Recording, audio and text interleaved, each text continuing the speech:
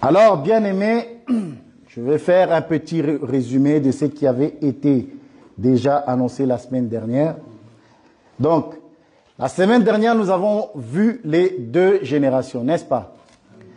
Dans les deux générations, nous avons vu la première génération qui était la génération de Josué avec les anciens, qui, lors de leur vivant, les enfants d'Israël servaient le Seigneur, selon que la Bible va nous dire. Pendant qu'ils étaient encore là, ils servaient le Seigneur. Pourquoi? Parce que ces anciens-là avaient connaissance de tout ce que Dieu avait fait pour eux. Et quand on dit les anciens qui survécurent à Josué, sachez bien que c'est les Lévites qui sont entrés à Canaan avec Josué et Caleb. Amen.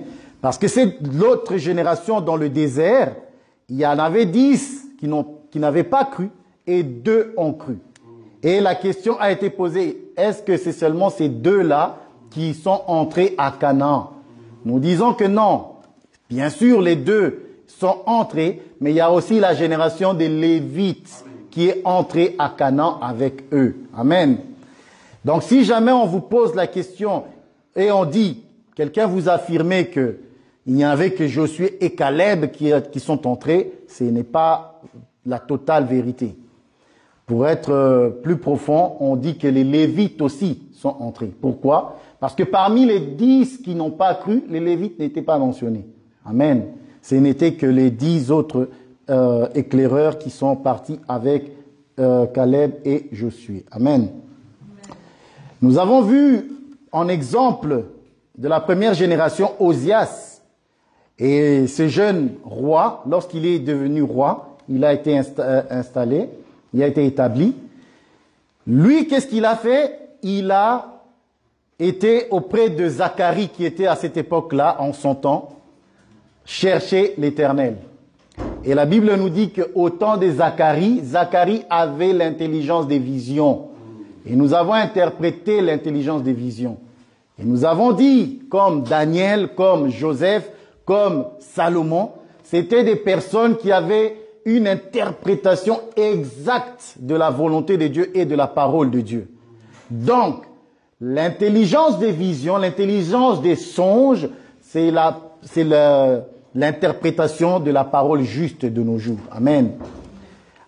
Alors, pendant que ce jeune homme, ce jeune roi, s'est confié à l'Éternel par l'intermédiaire de Zacharie, Dieu le fit prospérer. Amen. Voilà.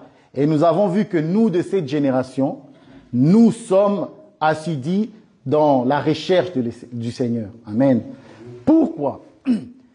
Parce que la deuxième génération, lorsque Josué et les anciens sont partis, ont été recueillis auprès de leur père, nous avons aussi expliqué cela. Nous avons dit que la deuxième génération ont abandonné le Seigneur.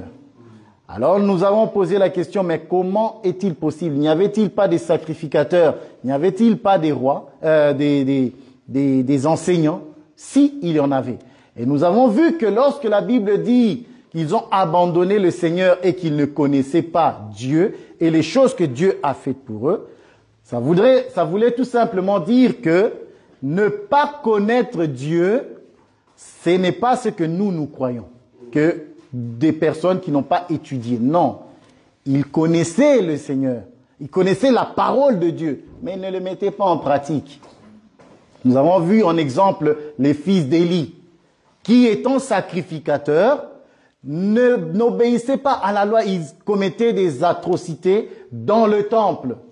Et nous avons mis ça en parallèle avec les serviteurs de Dieu aujourd'hui, qui ont bien connaissance de la parole de Dieu, de la doctrine, de la saine doctrine à prêcher, mais ils ne veulent pas prêcher la vérité.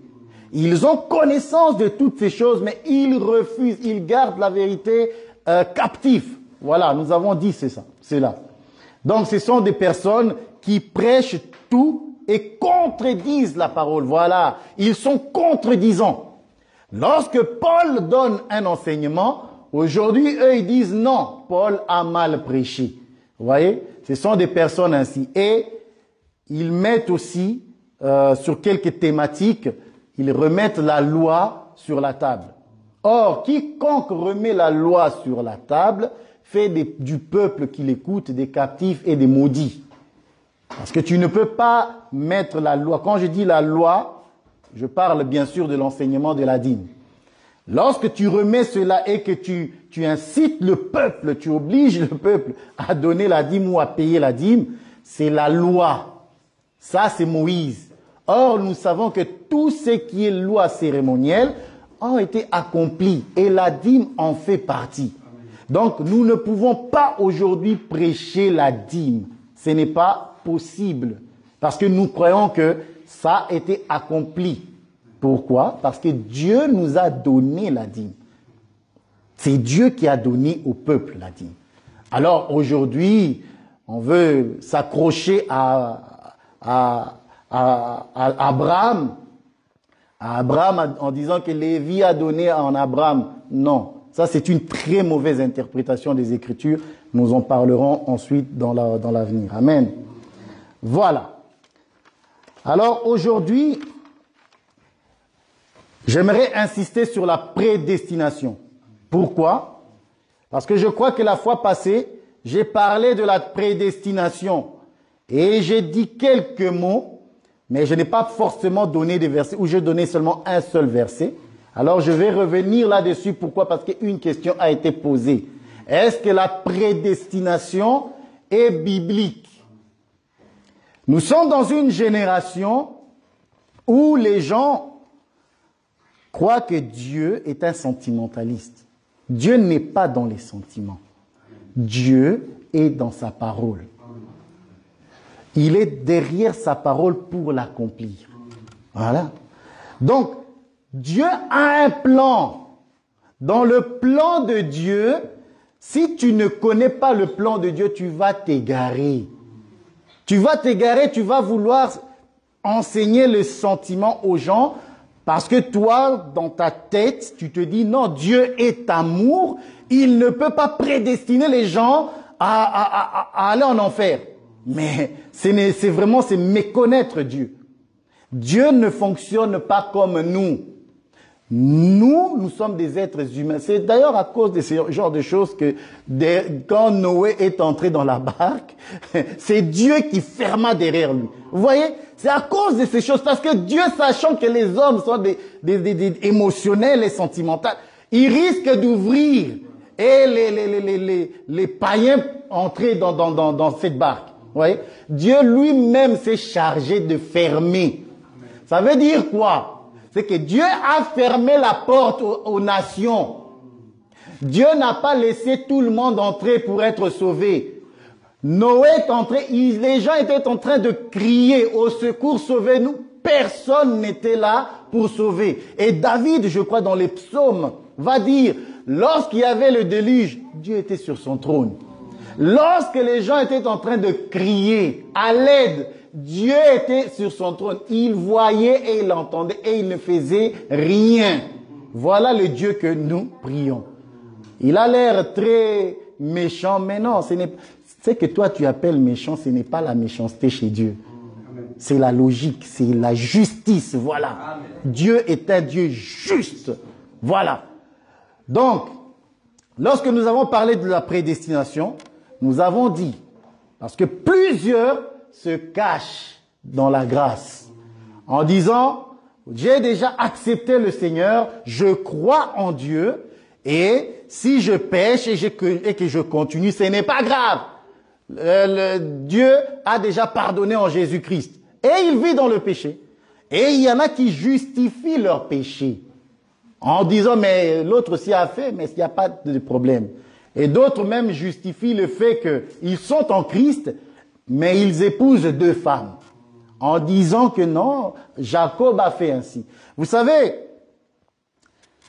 dans la pensée de Jacob, jamais Jacob ne s'est imaginé avoir 4 femmes. Jamais. Jamais Jacob ne s'est imaginé qu'il va aller avec Léa. Jamais. Mais c'est dans le plan de Dieu que Jacob épouse les 2 femmes et qu'il ait les 2 concubines. Vous comprenez? C'est dans le plan de Dieu. Et si tu ne sais pas interpréter les 4 femmes de Dieu, de Jacob, ne parle pas bêtement. Excuse-moi d'utiliser le mot bêtement parce que c'est insensé. Si tu ne sais pas interpréter ces choses, ne parle pas. Amen. Alors nous avons dit qu'un enfant de Dieu, la Bible dit que les enfants de Dieu ne pêchent pas. Les enfants de Dieu ne pêchent point. Amen. On peut trébucher, mais nous ne sommes pas pécheurs. Pourquoi? Parce qu'un enfant de Dieu, ayant la sémence de la prédestination en lui, lorsqu'il a péché ou lorsqu'il a commis, il a trébuché, il se relève et il continue. C'est comme ça que lorsque la femme est arrivée vers Jésus, on l'a accusée d'adultère. On a dit, elle est adultère. Moïse dit que de telles femmes doivent être lapidées. Toi, qu'est-ce que tu dis? Alors là, Jésus va écrire. Et ceux qui voulaient lapider cette femme, Jésus leur pose juste une question. Si, parmi vous, personne n'a péché, qu'il lance la première pierre. Et aucun n'a pu le faire. Et lorsqu'ils sont partis, Jésus dit à la femme, c'est là où je veux en venir, je ne vais pas interpréter les autres. Jésus dit à la femme, où sont ceux qui te condamnaient? Elle dit, ils ne sont plus. Jésus dit quoi? Va et ne pêche plus. Oh. Quand on est chrétien, on se relève et on ne pêche plus. On ne vit pas dans le péché. Un homme prédestiné, un chrétien étant prédestiné, ayant en lui la sémence de l'éternité, ne pêche pas. Et nous le voyons comment? Par l'obéissance à la parole. Il ne peut pécher. Il ne peut pratiquer, Jean va dire, il ne peut pratiquer le péché. Non. La pratique du péché, c'est quelqu'un qui vit là-dedans. Mais nous ne sommes pas là-dedans. Amen. Alors nous allons commencer par là en lisant 3 versets. Et parmi ces 3 versets, ça va être clair pour tout le monde. Amen. Romains, le chapitre 6, le premier verset et le deuxième verset, frère béni. Et le frère Owen va nous prendre Galates 5, verset 13. Je dis au nom de Jésus-Christ. Amen. Que dirons-nous donc? Demeurons-nous dans le péché afin que la grâce abonde? Loin de là, nous qui sommes morts au péché, comment vivrions-nous encore dans le péché? Amen. J'aime ça. Donc, il pose la question, c'est Paul. Que dirions-nous donc? Demeurions-nous encore dans le péché afin que la grâce abonde? Vous voyez? C'est une réponse à tous ceux qui veulent justifier leur mauvaise conduite. Il dit loin de là. On ne peut pas continuer à vivre, pratiquer le péché. Toi, ayant la sémence de Dieu, tu ne peux pas pécher. Tu ne peux pas vivre dans le péché. C'est impossible. Galates. Galates 5, le verset 13. 13, 14. Frères, vous avez été appelés à la liberté. Seulement ne faites pas de cette liberté un prétexte de vivre selon la chair. Voilà. Mais rendez-vous par amour, serviteurs les uns des autres. Amen. Toute la loi est accomplie dans une parole. Merci. Dans une seule parole. Amen. Tu aimeras ton prochain comme toi-même. Voilà. Voilà. Donc Paul va dire, il ne faut pas faire de la liberté, de la grâce, un prétexte de vivre dans le péché, de vivre dans le mal, dans les adultères et de se justifier. Non. Demeurions-nous dans le péché? Loin de là. Ça, ce n'est pas la pensée de Dieu. Et je vais lire un dernier verset pour un peu voir la prédestination est clôturée pour aujourd'hui, selon moi. Tite va dire ceci. C'est toujours Paul qui parle dans le livre de Tite, le chapitre 2, verset 11. Il dit ceci, je lis. Écoutez bien cette lecture parce que c'est très édifiant. Car la grâce de Dieu, source de salut pour tous les hommes, a été manifestée. Elle nous enseigne à renoncer à l'impiété et aux convoitises mondaines, et à vivre dans le siècle présent selon la sagesse, la justice et la piété. Amen. Donc, la grâce de Dieu a son enseignement. Et cet enseignement, c'est de ne pas vivre comme les mondains. Si les mondains se prostituent, c'est leur nature. Si les mondains sont des ivrognes, c'est leur nature. Mais nous, la grâce de Dieu, cet enseignement de Jésus-Christ nous enseigne à vivre non pas selon le monde, mais dans la piété. Amen. Voilà. Ça, c'était pour la prédestination. Nous voyons que lorsqu'on est prédestiné, c'est en fait le plan de Dieu de la prédestination a été révélé à Abraham. Comment? Lorsqu'Abraham, Dieu va demander à Abraham de faire un sacrifice, au Genèse 15, je crois, Abraham va donner les sacrifices, va faire partager les animaux, pas les oiseaux. Alors Dieu va venir lui révéler son plan. C'est ça le plan de la prédestination. Si tu connais ce plan, eh ben c'est ça la prédestination. De ceux qui vont aller au ciel et de ceux qui ne vont pas hériter. Parce que vous savez que dans la prédestination, Judas aussi est prédestiné. Il est prédestiné, c'est le fils de la perdition. Il a été prophétisé déjà dans les temps anciens. Quand on dit Judas, il faut comprendre que Judas, c'est tout un peuple.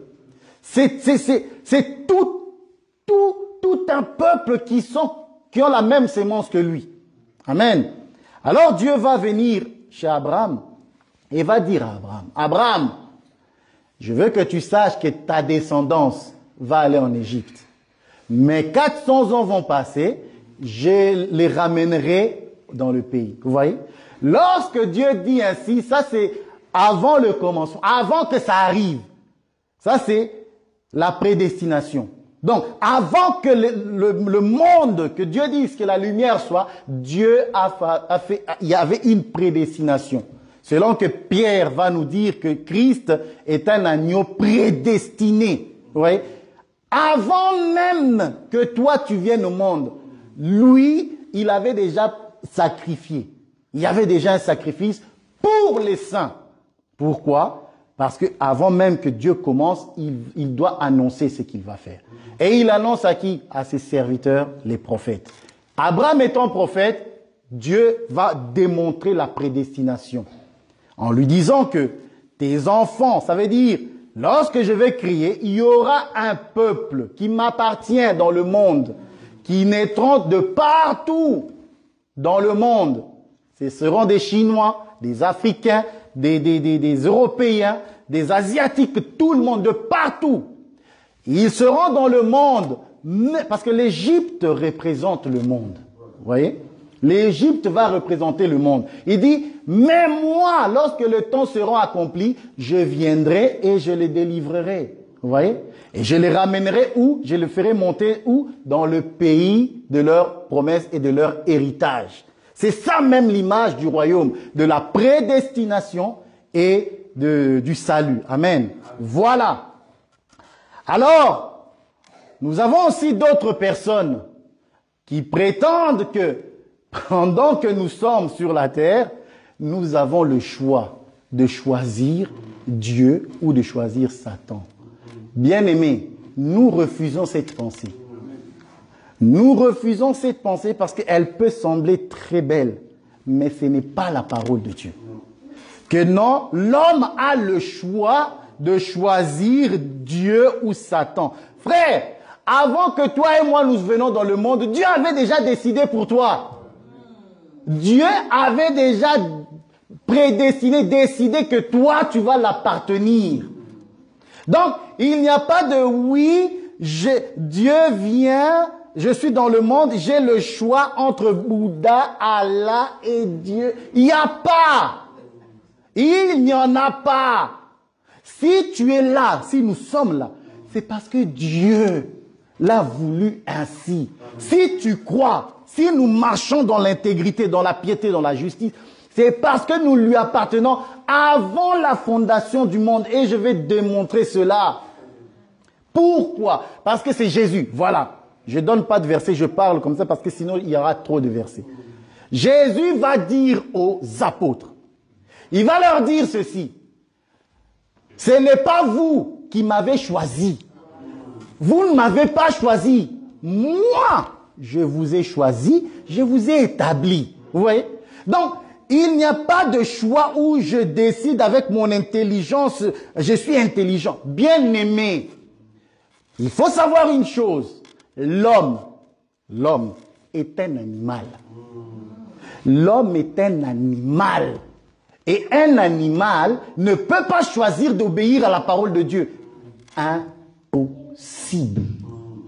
Impossible. Pourquoi? Dieu lui-même va dire du temps de Noé, Dieu vit que la méchanceté était dans le cœur de l'homme et que le cœur de l'homme tendait tous les jours vers le mal. Vous croyez vraiment que Dieu va te donner le choix de le choisir où tu avais le choix? Tu n'as pas le choix. En fait, je comprends. Lorsque nous croyons, lorsque le Seigneur nous touche et que touché, nous nous repentons, nous nous convertissons, nous croyons que c'est en fait nous qui avons eu le choix. Bien aimé, tu n'as pas eu le choix, crois-moi. Parce que cet homme-là, il savait de toute éternité que tu allais accepter. Amen. Il le savait. Amen. On va quand même prendre des versets. Frère, prends-moi déjà Genèse 6. Genèse 6. Comme ça, vous allez comprendre. C'est pas possible. Ce n'est vraiment pas possible qu'un homme choisisse. Je sais où ils trouvent leur force dans les Deutéronomes. On va aussi lire ça. Prends-moi Deutéronome 30.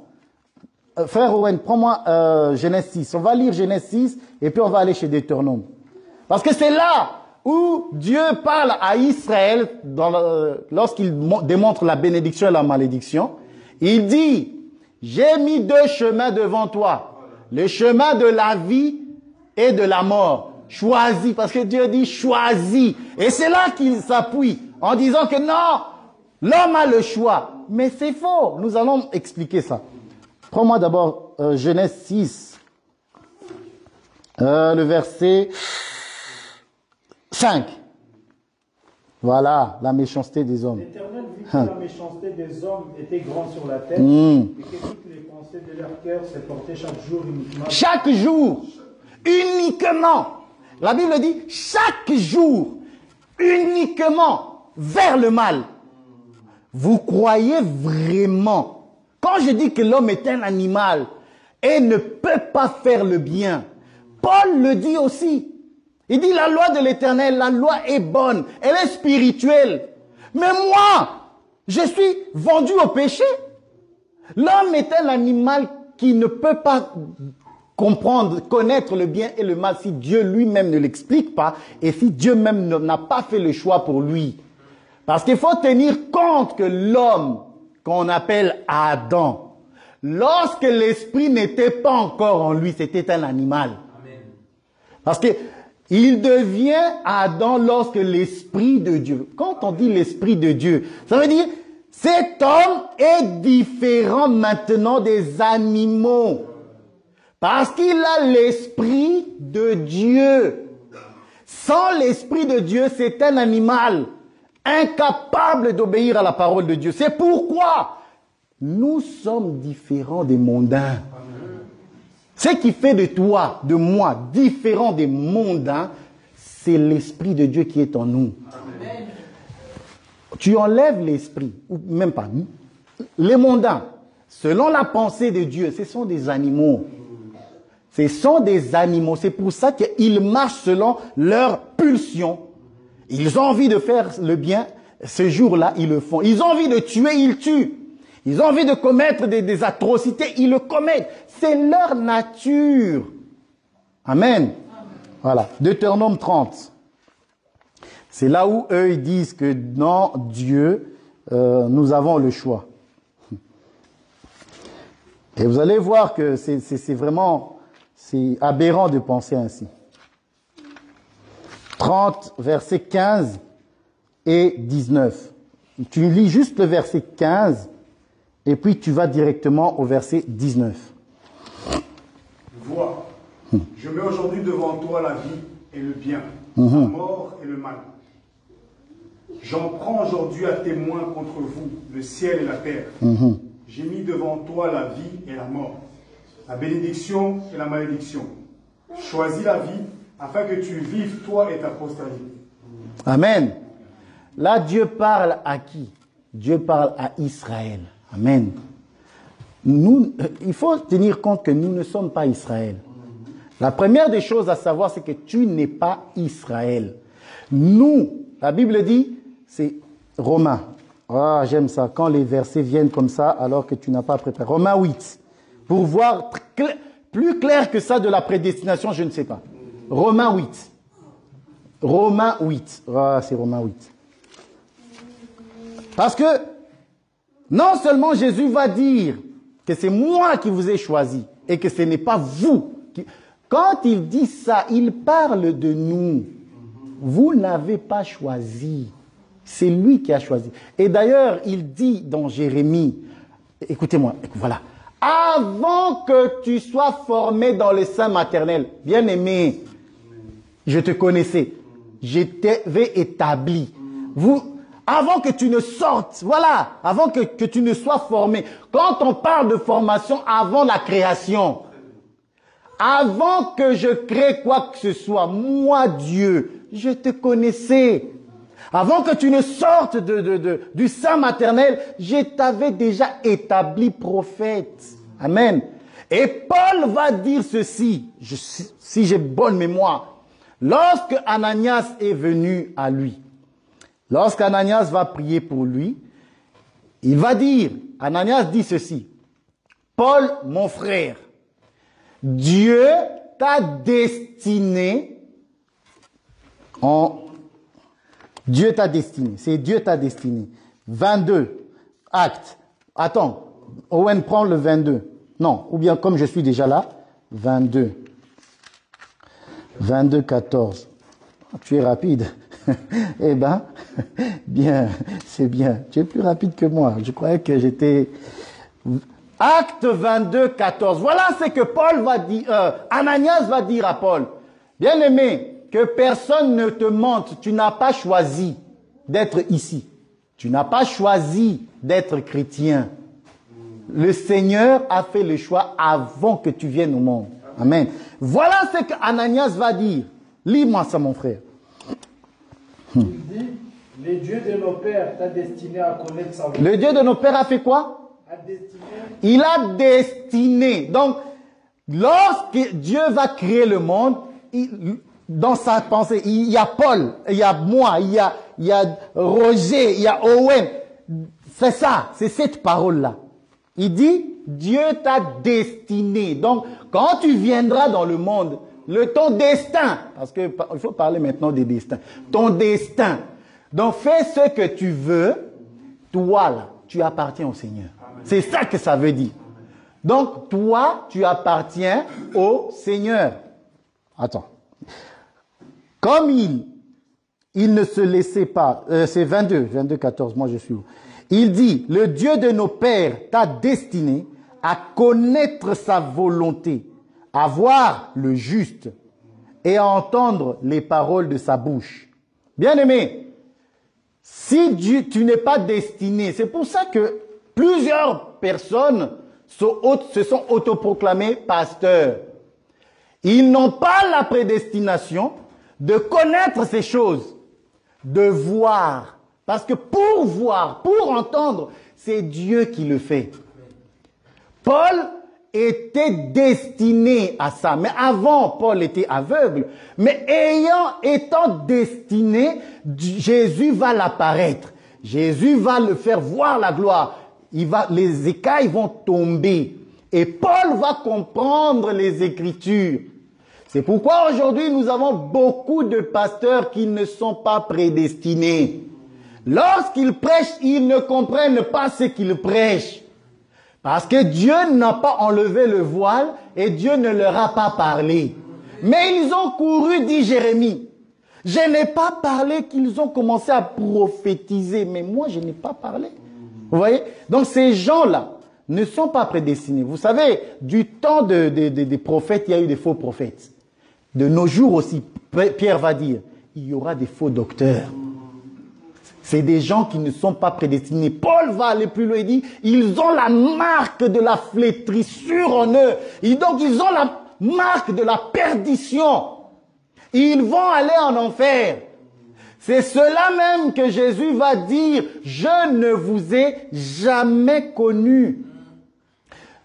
Donc, je ne vous ai jamais connu. Voyez-vous, dans la prédestination, vous n'y êtes pas. C'est ça que ça veut dire.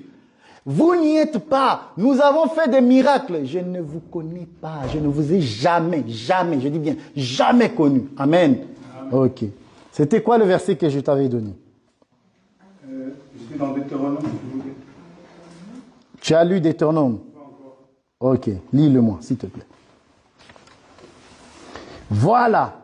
Donc, quand on nous dit que nous avons le choix, ce n'est pas vrai. Que l'homme a le choix de choisir Dieu, ce n'est pas vrai. C'est pas possible. Toi, tu ne peux pas choisir Dieu si Dieu lui-même ne te donne la capacité de le choisir, de t'ouvrir les yeux. Ce n'est pas possible. Amen. Voilà. Donc, vous savez maintenant comment il faut répondre. Et dans la Bible, bien aimé, il y a plusieurs parallèles ainsi. Hein. Il n'y a pas qu'avec Abraham, il y en a plusieurs. Amen. Ok. Deutéronome. On a lu? Non, Deutéronome 30, verset 15. Ah, on a vu que tu revenais à l'autre. Non. Romains 7. Comme ça, on va voir ça. Romains 7, 14. Ça, c'est Paul qui va démontrer que l'homme est impuissant face à la loi qui est spirituelle. Romains 7, 14. Nous savons en effet que la loi est spirituelle. Amen. Mais moi, je suis charnel, vendu au péché. Amen.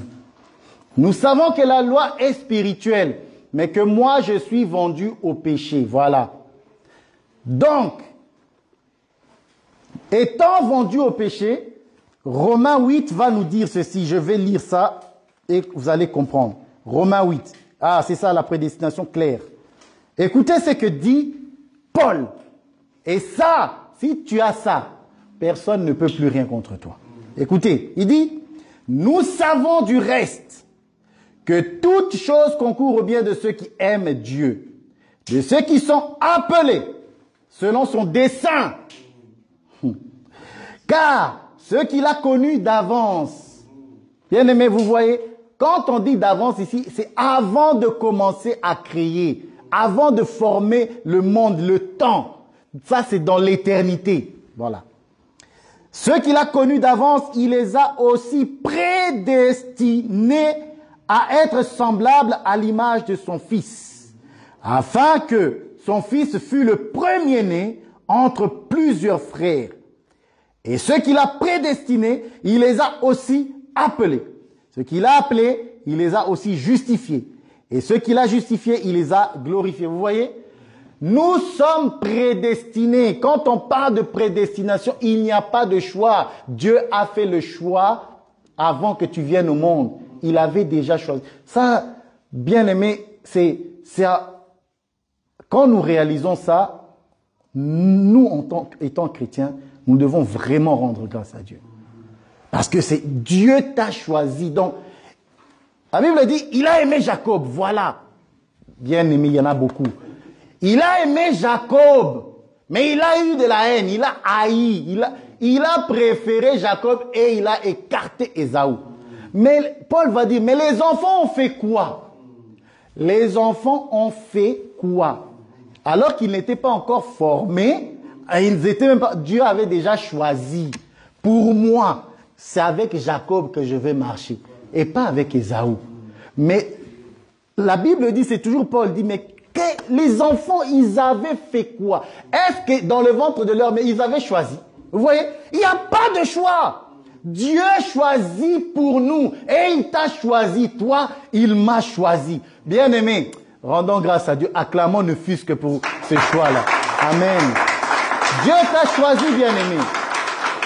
Tu dois en être conscient que Dieu t'a choisi. C'est une grâce. Oh, Dieu m'a choisi. Mon Dieu, mais attendez. Alors aujourd'hui, je voulais qu'on voie un peu la prédestination, mais nous allons retourner dans notre livre de Juges et nous allons parler maintenant de l'épreuve, la tentation et l'épreuve. Amen. Juges. J'espère que la prédestination est claire. Il y en a beaucoup. De toutes les façons, nous reviendrons. Tant que nous sommes ici sur la terre, on reparlera toujours de ces choses-là. Amen. Que Dieu soit loué. Juge le chapitre 3, le verset 1 à 4. Frère béni. Voici les nations que l'Éternel laissa pour éprouver par elles Israël.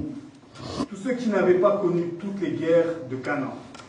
Il voulait seulement que les générations des enfants d'Israël connussent et apprissent la guerre, ceux qui ne l'avaient pas connue auparavant. Ces nations étaient les 5 princes des Philistins, tous les Cananéens, les Sidoniens et les Éviens, qui habitaient la montagne du Liban, depuis la montagne de Baal-Hermon jusqu'à l'entrée de Hamath. Ces nations servirent à mettre Israël à l'épreuve, afin que l'Éternel sût s'il obéirait au commandement qu'il avait prescrit à leur père par Moïse. Amen. Ces nations allaient servir à éprouver Israël. Amen. Et aujourd'hui, on va voir un peu ces nations-là. Par un seul verset que Jésus dit, après la résurrection, ayant accompli tout ce qui était dit dans la loi sur lui, il va faire la prière, même avant, c'est avant même la résurrection. Il va faire la prière sacerdotale dans le chapitre 17 et va dire dans cette prière-là, Père, ils sont dans le monde, vous voyez? Ils sont dans le monde, mais ils ne sont pas du monde. Vous voyez? Donc, le Seigneur ayant tout accompli, il sait qu'il va tout accomplir, donc il doit remettre ceux qui sont prédestinés, je le répète encore. Je profite, parce que ce verset m'aide encore à enfoncer le clou. Par ce verset, nous voyons qu'il dit, ils sont dans le monde. Vous voyez? Donc, ce sont mes enfants qui sont dans le monde. Ils sont éparpillés. Lorsque Jésus disait ça, tu n'étais pas là. Je n'étais pas là. Cependant, lui, dans son omniscience, connaissait ces choses-là. Il dit, tu les gardes. Ils sont dans le monde, mais ils ne sont pas du monde. Vous voyez? Je le répète, un prédestiné, un chrétien, on le reconnaît par l'obéissance à la parole, par la persévérance à la foi de Jésus-Christ. C'est comme ça qu'on sait que non, cet homme, cet homme-là, cette femme, elle appartient à Christ. Parce que nous sommes dans le monde, mais nous ne pratiquons pas ce que les païens pratiquent. C'est ça que ça veut dire. Nous sommes dans le monde, mais nous ne sommes pas du monde. Vous voyez? Donc, il y a 2 mondes ici. Et je crois que les étudiants, on a vu tout ça. Il y a 2 mondes. Il y a le monde des païens et il y a le monde de Dieu. Quand on dit ils sont dans le monde, mais ils ne sont pas du monde, ce monde-là qui ne sont pas, c'est nous. Nous sommes peut-être dans le monde avec les païens, mais nous ne leur appartenons pas. Nous n'appartenons pas à cet environnement. Et lorsque tu es dans cet environnement, la Bible dit Dieu a laissé les nations païennes pour éprouver. Voilà. C'est comme ça que Dieu va savoir si tu lui appartiens ou pas. Est-ce que cet homme qui dit être chrétien, il est dans le monde, va-t-il commencer à pratiquer les œuvres que le monde pratique ou pas? Bien-aimé, je tiens à te dire que nous sommes tous éprouvés. Nous sommes tous. Ici, il n'y a personne qui me dit qu'il n'est pas éprouvé. C'est pas possible. Alors, en parlant de l'épreuve et de la tentation, je vais commencer déjà. Frère Owen, prends-moi le Deutéronome 8. Le Deutéronome 8, le verset 2. Nous allons quand même faire la différence entre l'épreuve de Dieu, parce que Dieu éprouve les hommes. L'épreuve, c'est un test. L'épreuve, c'est quoi? C'est comme à l'image de l'or. Amen. L'or, quand on la prend, l'or est sale, tout noir. Mais pour que l'or donne son éclat, on doit l'épurer dans le feu. Et lorsque l'or est épuré dans le feu, là maintenant, on peut voir son éclat. C'est ça l'épreuve. L'épreuve, c'est ce qu'on appelle le feu. C'est d'ailleurs le baptême de feu, le baptême des souffrances. La Bible dit que nous, Christ, c'est lui qui baptise d'esprit et de feu. Lorsqu'on parle du baptême de feu, c'est ça même l'épreuve, où tu es éprouvé, où ton cœur, on examine ton cœur pour voir qu'est-ce qu'il y a dedans. Frère Owen. Souviens-toi de tout le chemin que l'Éternel, ton Dieu, t'a fait faire pendant ces 40 années dans le désert, afin de t'humilier, de t'éprouver, pour savoir quelles étaient les dispositions de ton cœur. Ah non, si frère, réponds un peu. Donc, l'objectif de Dieu, c'était quoi? L'Éternel, ton Dieu, t'a fait faire pendant ces 40 années dans le désert, afin de t'humilier. Donc, l'objectif de Dieu, lorsqu'il t'éprouve, c'est de t'humilier. Donc, Dieu va t'humilier. Pourquoi? La Bible dit l'humilité précède la gloire, n'est-ce pas? C'est ça l'humiliation. Lorsqu'on parle d'humiliation, ça ne veut pas dire te faire honte. Ce n'est pas l'humiliation des hommes. Nous, lorsque nous prêchons sur l'humiliation, c'est à l'image de notre Seigneur Jésus qui s'est humilié. Ça veut dire, il s'est abaissé pour obéir. C'est ça l'humiliation. Donc, il s'est abaissé pour obéir à la parole de Dieu. Parce que c'est ça l'objectif de l'épreuve. Voir est-ce que cet homme, est-ce que ces gens-là obéissent à ma parole malgré qu'ils sont dans le désert. Dieu a pris Israël. Au lieu de les amener, il est Dieu, de les amener directement à Canaan. Non, désert. Pourquoi le désert? Parce que le désert, c'est le lieu où Dieu éprouve son peuple. Dieu attire toujours son peuple dans le désert et c'est là qu'il examine. Pourquoi? Pour l'humilier. Pourquoi d'autre? Afin de t'humilier, de t'éprouver, pour savoir quelles étaient les dispositions de ton cœur et si tu garderais ou non ses commandements. Voilà, pour voir qu'est-ce qu'il y a dans ton cœur. Dieu doit t'examiner parce qu'il va te donner Canaan. Mais il doit s'assurer que tu en es digne. Comment? Lorsque Israël est arrivé dans les déserts, il n'y avait pas de pain. Il n'y avait pas de la viande. Ils ont crié, mais Moïse, tu nous as emmenés dans ces déserts, il n'y a pas d'eau. Nous allons te lapider. Moïse avec Israël a passé par là. Il est passé par là. Donc, le chemin que Israël va prendre, c'est le chemin même que le chrétien éprouve maintenant. Pourquoi? Parce que nous disons que là, maintenant, nous sommes en train de marcher dans le désert. Comment? Dieu nous éprouve par diverses épreuves. Pour voir, parce que vous savez que plusieurs ont cru, cependant, la Bible dit qu'ils ont fait naufrage par rapport à la foi. Vous voyez? Comment ils ont fait naufrage? Parce qu'ils ont commencé à aimer le monde. Vous voyez? C'est pour ça que je dis que nous sommes dans le monde, mais nous ne sommes pas de ce monde. Mais pour savoir que tu es destiné, prédestiné, c'est par ta conduite. Et c'est ça qui va déterminer que tu es du royaume. C'est comme ça que le Seigneur va dire, mon serviteur vient et prend. Le royaume est à toi. Mais avant ça, il y a un test où Dieu doit t'examiner, examiner ton cœur, ta persévérance. Quand il n'y aura rien, est-ce que tu vas encore être chrétien? Lorsque tu seras persécuté à cause du nom de Jésus, est-ce que tu vas rester chrétien? Lorsque tu vas faire des prières et que Dieu ne t'aura pas encore exaucé, vas-tu abandonner la foi? C'est toutes ces choses-là que Dieu va examiner. Est-ce que cet homme, vous savez, il va l'amener, à un moment donné, il n'y aura pas d'eau. À un moment donné, il n'y a pas la viande, parce qu'ils ont eu, lorsqu'ils ont crié, il n'y a pas de viande, Dieu a donné l'écaille. Vous voyez?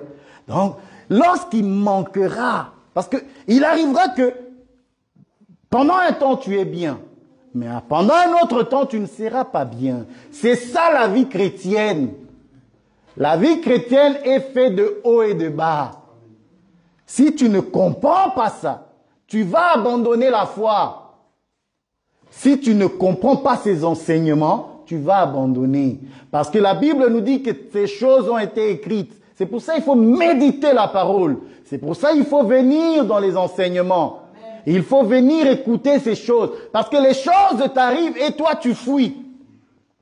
Mais pourquoi je prie et cela, je ne vois rien? Bien-aimé, lorsque tu fais la prière, parce que nous disons que nous sommes exaucés, que Dieu nous a exaucés en Jésus-Christ. Lorsque nous prions et que nous ne voyons pas encore, ce n'est pas que tu n'es pas exaucé, parce que nous sommes déjà exaucés. Mais lorsque tu as prié pour une guérison, pour quelque chose que tu aimerais obtenir de la part du Seigneur, si tu ne le vois pas encore, ça ne veut pas dire que cette chose n'est pas. Ça veut tout simplement dire que ta foi est éprouvée. La foi sera toujours éprouvée. Parce que la foi, c'est la nature de Dieu, c'est la nature divine, c'est la parole de Dieu. Tu as une nature en toi qui est divine. Mais cette nature divine doit, si je veux vulgariser, ça doit coloniser ton âme. Donc, tu dois devenir pleinement cette nature. Mais pour cela, Dieu n'a d'autre choix que l'épreuve. Amen. Parce que tu es de l'or et l'or doit éclater. Amen. Nous allons lire un verset dans Pierre, 1 Pierre 5. Et c'est là que j'aimerais que nous comprenions ensemble que les épreuves nous touchent tous. Et que tu n'es pas le seul à qui cela arrive. Il y en a qui cherchent que Dieu ouvre les portes pour l'emploi, par exemple. Mais ça n'arrive pas encore. Il y en a qui cherchent une bonne femme. Il a tout. Il veut se marier. Mais il n'y a pas de filles sérieuses sur son chemin. Ou les hommes. Ça arrive. Que tu es correct, que tu as tout. Mais la chose que tu veux, tu ne l'obtiens pas. 1 Pierre 5, verset 8. Voilà. 1 Pierre 5, verset 8. Frère béni, aide-moi. Soyez sobres, veillez. Votre adversaire, le diable, rôde comme un lion puissant. Vous voyez? Qu'il a à dévorer. Attends. J'aime ce verset parce que je parle de l'épreuve, mais il y a aussi la tentation. Vous voyez? Pourquoi je dis ça? Parce que vous verrez que lorsque tu es éprouvé, garde-moi ce verset bien au chaud. Lorsque tu es éprouvé, lorsque tu es dans le désert, il y a aussi la tentation. Mais est-ce que Dieu tente-t-il l'homme? Loin de là. Pourquoi? Parce que la tentation, ce n'est pas l'épreuve. L'épreuve, c'est Dieu qui conduit son peuple dans le désert pour l'éprouver, pour l'épurer et manifester l'éclat qu'il y a en lui. Mais la tentation, ça vient de l'homme et ça vient surtout de Satan. Lorsqu'on parle de la tentation, c'est la séduction pour que tu désobéisses à la parole de Dieu. Et ça, Dieu ne le fait pas. Ce n'est pas Dieu qui tente l'homme. Nous allons voir cela avec 2-3 versets. Dieu ne tente pas l'homme. La tentation vient du diable. Ça vient de la chair. Et nous allons le voir clairement par des versets que nous connaissons bien. Amen. Continue. Soyez sobres, veillez. Votre adversaire, le diable, rôde comme un lion rugissant, cherchant qui il dévorera. Voilà. Résistez-lui avec une foi ferme, sachant que les mêmes souffrances sont imposées à vos frères dans le monde. Amen. Vous voyez, les mêmes souffrances sont imposées. La Bible est claire, c'est une imposition. Que tu le veuilles ou pas, tu vas passer dans le désert. Tu seras éprouvé. Tu auras des difficultés. Cependant, l'épreuve, ce n'est pas pour te tuer. L'épreuve, c'est juste pour améliorer, pour t'améliorer dans la foi, pour te fortifier. Amen. Ce n'est pas pour te tuer. Dieu n'avait pas dans sa tête de tuer Israël. Non. Dieu avait en tête d'éprouver son peuple pour que son peuple croie en lui. C'est ça l'objectif de l'épreuve. Croire pleinement à la parole de Dieu. Lui faire confiance. Dieu ne savait-il pas que dans le désert, il se trouverait qu'il n'y aura pas d'eau? Mais il le savait. Ne savait-il pas qu'ils vont manquer de ça ou de ça? Il le savait. Mais pourquoi Dieu ne fait pas directement?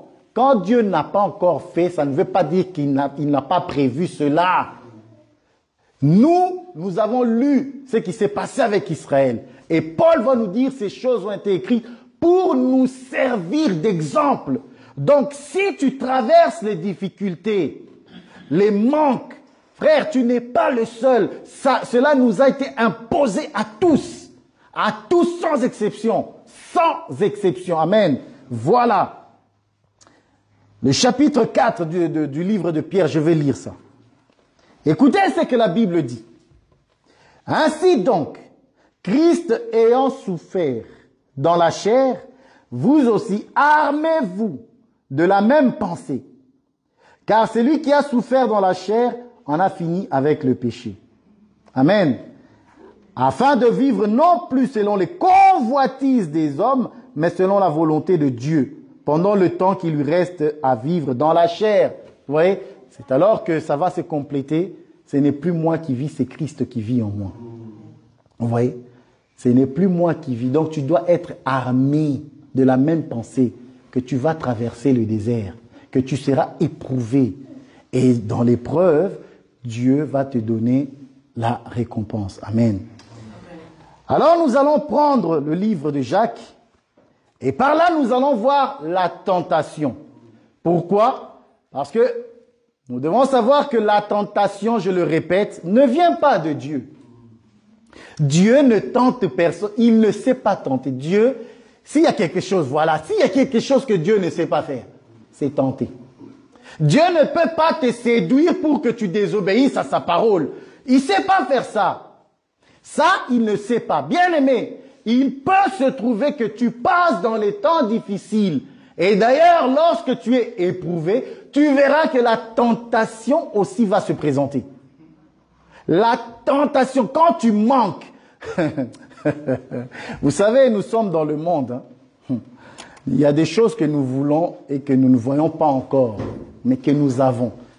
Mais que tu vois ton voisin d'en face, oh, tu dis, mais Seigneur, oh, mais moi, quel jour tu vas me visiter? Moi aussi, je veux ça. Mais tu ne le vois pas encore. Et c'est là maintenant que tu traverses l'épreuve, les difficultés, dans la foi, bien sûr, parce que nous obtenons tout de notre Seigneur, de notre Père. Mais la tentation aussi va monter, que tu le veuilles ou pas. Nous sommes des hommes. La tentation va monter. Or, la tentation, c'est quoi? C'est les désirs de la chair. C'est les désirs de la chair. Et nous allons voir les trois niveaux de tentation dans l'humanité. C'est comme ça, il y en a trois. Que tu le veuilles ou pas. Il y a que ces trois-là. Il n'y en a pas d'autres. Je dis bien, il n'y en a pas d'autres. Il n'y a que ces trois-là. Amen. Jacques, le chapitre 1. Jacques est tellement clair. Oh, j'aime ça. J'aime ce livre. J'aime beaucoup ce livre. C'est tellement clair, le chapitre 1, à partir du verset 12. Écoutez ça. Je vais lire. Je lis. Écoutez ce qu'il dit. Heureux l'homme. Ah, j'aime ça. Heureux l'homme qui supporte patiemment la tentation. Il parle de quoi? De la tentation. Ok. Car, après avoir été... Oh. Mais, Jacques, tu parles de la tentation, tu parles de l'épreuve. C'est pas la même chose. Ce n'est pas la même chose. Mais on se retrouve à trouver ces deux-là ensemble. Lorsque tu es éprouvé, tu es tenté. Et lorsque tu es tenté, tu es éprouvé. Mais d'où vient la tentation? Est-ce que la tentation vient de Dieu? Non. Mais d'où vient la tentation, nous allons le voir. Amen. Voilà. Il dit, car après avoir été éprouvé, il recevra la couronne de vie que le Seigneur a promis à ceux qui l'aiment. Amen. Verset 13. Suivez la lecture, s'il vous plaît. Que personne, lorsqu'il est tenté, ne dise, c'est Dieu qui me tente. Car Dieu ne peut être tenté par le mal. Ça veut dire Dieu ne peut pas te séduire pour que tu désobéisses à sa parole. C'est ça la tentation. Je n'ai pas ça, je n'ai pas ci, alors je le prends par la force. Mais qui t'a poussé à prendre cette chose-là par la force? C'est la séduction. On va retourner dans les jardins, ne vous inquiétez pas. Que personne, lorsqu'il est tenté, ne dise « c'est Dieu qui me tente ». Car Dieu ne peut être tenté par le mal.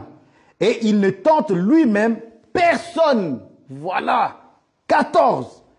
Mais chacun est tenté quand il est attiré, amorcé par sa propre convoitise.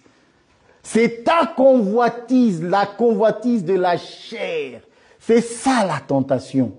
Mais qui produit cela? Paul va dire, moi, la loi est spirituelle, moi je suis vendu au péché. Comment je suis vendu au péché? C'est lorsque, en Genèse 3, lorsque l'homme est tombé, Dieu a donné, a livré l'homme. Donc tu n'as plus de force. Tu n'as la force qu'en Christ. Pourquoi? Parce que nous disons que Dieu a donné à Satan la poussière de la terre, mais que nous autres, nous ne sommes pas la poussière de la terre. Pourquoi? Parce que l'animal qui devait être tué a été tué et la poussière a été mélangée avec le sang. Ça veut dire la vie de Jésus-Christ est en nous. C'est pour ça que nous ne sommes pas poussière. C'est pour ça que lorsque nous sommes tentés, nous avons la force de résister. C'est pour ça que Pierre va dire, résistez lui avec une foi ferme. Car il rôde comme un lion pour dévorer. Mais dévorer qui? Ceux qui sont faibles. Mais toi et moi, nous ne sommes pas faibles. Parce que nous avons reçu celui qui est plus fort que le diable. Amen. Voilà. Donc, la tentation, c'est toi-même. C'est la nature. Parce que la Bible va me dire, c'est Paul qui le dit, la chair, elle ne se soumet pas à Dieu. Non seulement elle ne se soumet pas à Dieu, elle ne le veut même pas. Elle ne veut pas se soumettre à Dieu. Mais comment alors résister? Amen. Alors nous allons prendre un verset que j'aime beaucoup dans le livre de Corinthiens. Ah, bien aimé. Amen. Donc l'épreuve, c'est Dieu qui éprouve son peuple. Pourquoi? Parce que Dieu veut s'assurer que son peuple arrive à la perfection. Amen. Parce que c'est ça, nous devons grandir, arriver à la stature parfaite de Christ. Mais pour cela, nous recevons le baptême d'eau, nous recevons le baptême de l'esprit, nous recevons aussi le baptême de feu. Ça, c'est une imposition, frère. Que tu le veuilles ou pas, tu vas traverser le désert. Ce n'est pas pour te tuer, je le répète. 1 Corinthiens 10. Amen. J'aime beaucoup ce Corinthien parce que tu réalises à quel point il faut être prudent dans la vie. Donc, la tentation vient de l'ennemi. La tentation vient du diable. Mais avant de prendre le livre de Corinthiens, s'il te plaît, voyage avec moi dans le livre de Jean. Ah, Jean, voilà les 3 tentations, c'est ça, je vous ai promis ça. Les 3 types de tentations que nous éprouvons tous les jours. 1 Jean 2, voilà. J'aime ça. 1 Jean 2, 15, s'il te plaît, frère. Sinon, je vais l'oublier. N'aimez point le monde, Calme. ni les choses qui sont dans le monde. Si quelqu'un aime le monde, l'amour du Père n'est point en lui. Attends. N'aimez point le monde. Il dit ça à qui? À ceux qui sont dans le monde, mais ils ne sont pas du monde. Donc il nous dit de ne pas aimer le monde. Est-ce que de ne pas aimer le monde, ça veut dire détester les gens? Non. Il parle des œuvres que le monde, que l'homme charnel produit. Et de ce qu'il y a dans le monde. Écoutez maintenant ce qu'il y a dans le monde. Vous allez voir. J'aime ça. Car tout ce qui est dans le monde, la convoitise de la chair. La convoitise de la chair. Vous voyez? La tentation, voilà, trouve sa force où? Dans la convoitise de la chair. Or, la convoitise de la chair, c'est tout ce que Paul va déclarer dans Galates 5. Les convoitises, c'est quoi? C'est l'impudicité, les impuretés, la magie, l'ivrognerie. C'est ça la convoitise de la chair, la satisfaction des désirs charnels. Voilà tout ce qu'il y a dans le monde. Il dit, n'aimez pas ces choses, car voilà tout ce qu'il y a dans le monde, tout ce que tu vas éprouver. Pendant que tu auras l'épreuve, tu auras aussi la tentation, frère. Et la tentation, c'est quoi? C'est premièrement, la convoitise de la chair. Deuxièmement, la convoitise des yeux. La convoitise des yeux. Frère, tu n'es pas aveugle. Je ne le suis pas. Béni soit Dieu. Béni soit Dieu, parce qu'il nous a donné des yeux pour voir. Non seulement des yeux physiques, mais aussi des yeux spirituels. Gloire soit rendue à Dieu. Cependant, nous ne sommes pas aveugles. Lorsqu'on parle des convoitises des yeux, c'est aimer voir les choses. Et les choses obscènes, surtout l'obscénité.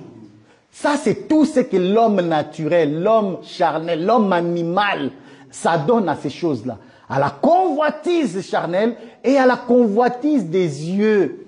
C'est pourquoi que vous verrez de nos jours, publicité de biscuits pour enfants, vous voyez la nudité d'une femme. Publicité du biberon, vous voyez la poitrine d'une femme avec sa silhouette. Mais c'est pour les enfants. Même là, ils trouvent des moyens de nous suyer par les yeux. C'est comme ça que la convoitise entre. Par les yeux. Tu tiens ce verset. Owen, prends-moi Genèse 3. C'est par les yeux. Parce que la Bible va me dire que lorsque le serpent parla à Ève, il lui dit, la femme vit que l'arbre était agréable à la vue. Bien aimé. Donc, on a la convoitise de la chair, on a la convoitise des yeux. Troisième. Et l'orgueil de la vie. L'orgueil de la vie. Que tu le veuilles ou pas. Ces choses-là, tu l'as en toi. Tu es avec matin, midi, soir. C'est pour ça que lorsque nous prêchons, nous disons, ton premier ennemi, ce n'est pas ta grand-mère. Nous ne prêchons pas ainsi. Nous ne disons pas aux chrétiens que ton problème vient de chez les autres. Non, faux. Ton problème commence d'abord chez toi. Parce que Jésus l'a dit. Tu auras pour ennemi les gens de ta maison. Et lorsqu'on dit les gens de ta maison, premièrement, la maison, c'est le corps. Le corps, c'est ton premier ennemi, frère. Parce que le corps que tu as, la chair que tu as, ne veut pas obéir à Dieu. Toi et moi, nous voulons obéir à Dieu. Mais le corps, la chair, elle ne le veut pas. Donc ce combat est permanent. Tout le temps, tu ressens. Je parlerai de la fatigue lorsque nous arriverons chez Gédéon. Lorsqu'il y a des jours où tu ne pries pas beaucoup, tu ne viens pas beaucoup à l'église, bien aimé, ces jours-là, la convoitise, la chair voudra s'exprimer. C'est quand tu es fatigué, je le dirai plus tard.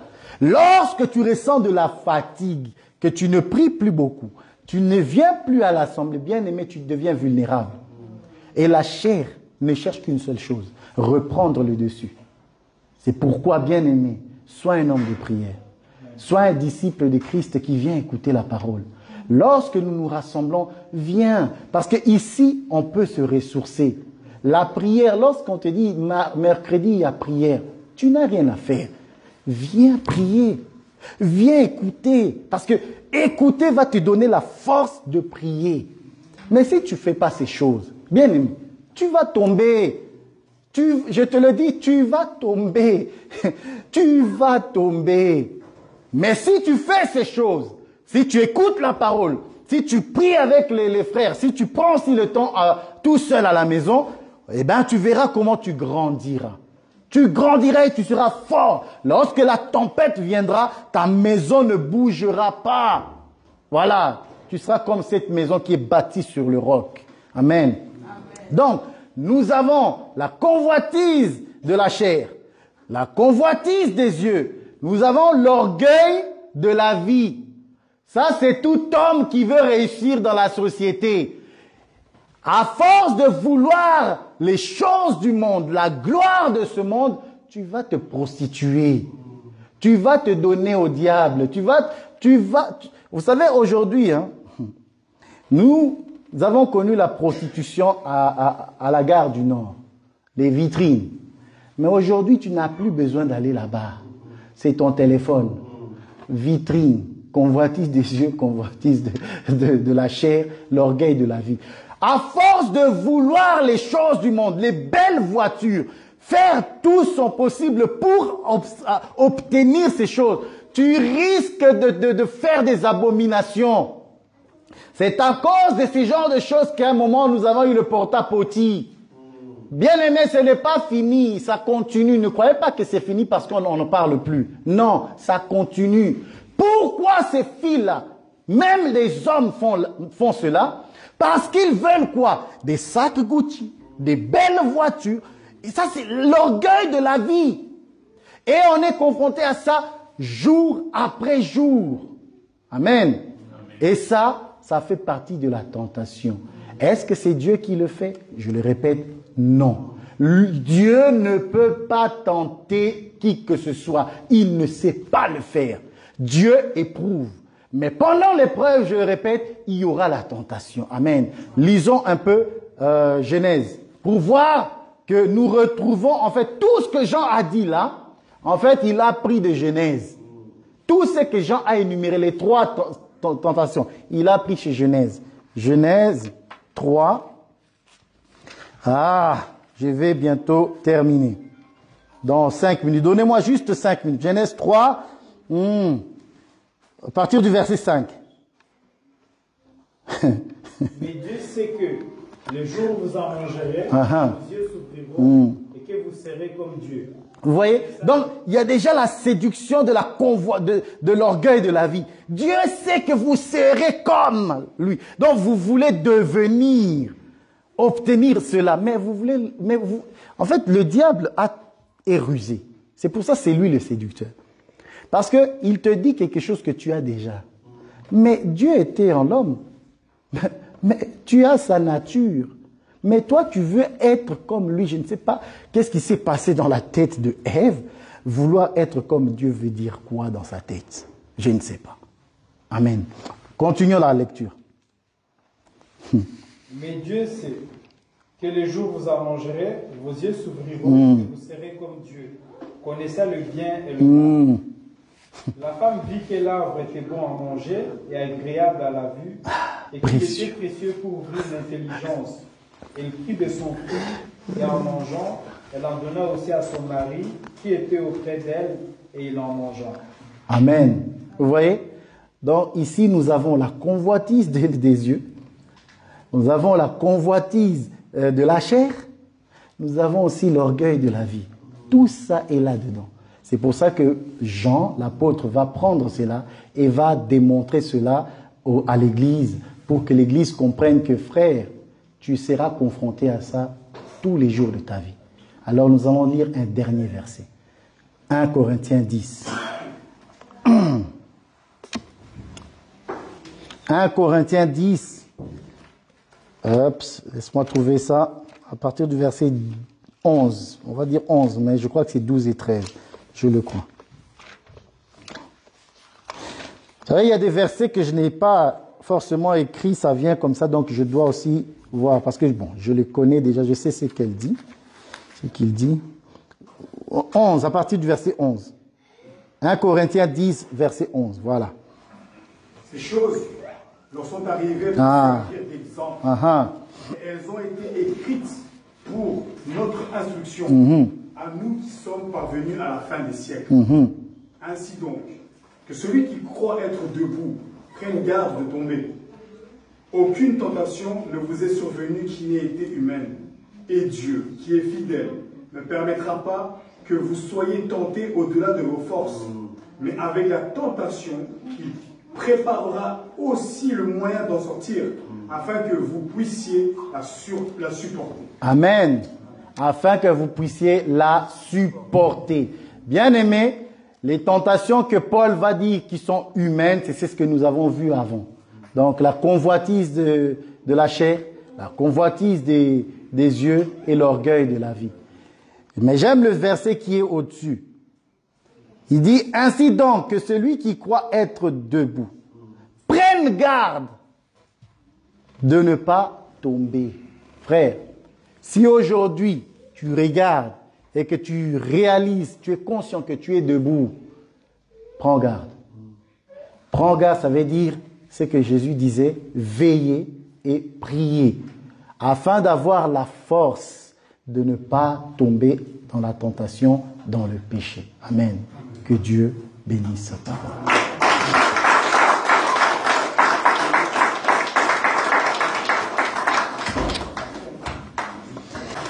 Wow, la prédestination et des conseils comme ça nous remet encore, comme on dit, dans le bain pour comprendre que le Seigneur a dit très bientôt. La prédestination, obligatoirement, si tu es prédestiné de Dieu, tu n'entreras pas directement. Dieu doit te faire passer d'abord dans ce qu'on appelle les déserts. C'est très important de comprendre ça. Ce n'est pas parce que tu es appelé de Dieu et que tu vas directement entrer au ciel. Non. Il faut que tu passes par les déserts. Pourquoi? Dieu doit te briser. J'ai beaucoup aimé ça. Parce que si on entre comme ça, vous imaginez, Dieu va te prendre quelque part et puis directement tu entres au ciel. S'il ramène le Congolais au ciel, ils vont totalement danser. Ils vont danser au ciel. Même Michael qui ne connaissait pas les danses, ben on va lui montrer la danse. Vous imaginez? Donc l'homme ne peut pas monter directement au ciel, il doit d'abord passer par le brisement. Et après le brisement, c'est là-bas que tu vas voir la gloire. C'est-à-dire, Dieu d'abord va t'humilier. J'ai beaucoup aimé ça. Si tu vois un homme de Dieu, celui qui se dit chrétien, mais qui n'est pas humble, comprends que cette personne n'est pas passée par les déserts. Les déserts, c'est la preuve que nous sommes destinés de Dieu.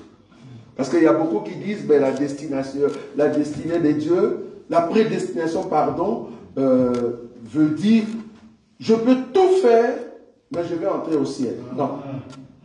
Au contraire, si tu es prédestiné, on verra que tu respectes la parole de Dieu. C'est ça, le fait, l'élément. Ce n'est pas parce que tu es prédestiné que tu vas pécher. Non. Au contraire, si tu es prédestiné de Dieu, tu mettras en pratique la parole de Dieu. Si nous te voyons pécher, on comprend que tu n'es pas prédestiné. Donc, celui qui est prédestiné préserve la bonne. Tu vas prier, tu vas dire, Seigneur, je suis prédestiné à garder ta parole. Prédestiné à aller au ciel. Prédestiné à rentrer à la maison. Prédestiné à mettre en pratique ta parole. C'est ça qui prouve que je suis ton enfant. Oui, pour le moment, tu me brises. Oui, pour le moment, je passe dans les épreuves parce que les épreuves viennent de toi. Garde-moi contre la tentation. Que rien de l'ennemi puisse régner en moi. Élève la voix là où tu es. Oh Jésus, tu es le roi des rois. Nous avons besoin de toi. La force de continuer. Même quand la tentation, Seigneur, sera là. Même quand l'ennemi se lèvera. Même quand l'ennemi rôdera comme un lion rugissant, toi tu nous donnes la force et nous continuons dans la foi. Nous ne voulons pas, Seigneur, tomber fort, mais nous voulons garder la pureté de la parole jusqu'à ce que tu vas nous enseigner dans ta présence. Parce que tu es le roi des rois. Bénis ton peuple, que cette parole, que ces conseils restent dans nos cœurs jusqu'au jour où tu viendras. Parce que tu es Dieu grand et redoutable. Que seul ton nom soit élevé. En ton nom, Jésus-Christ, que nous avons ainsi prié. Amen. Nous acclamons le Seigneur.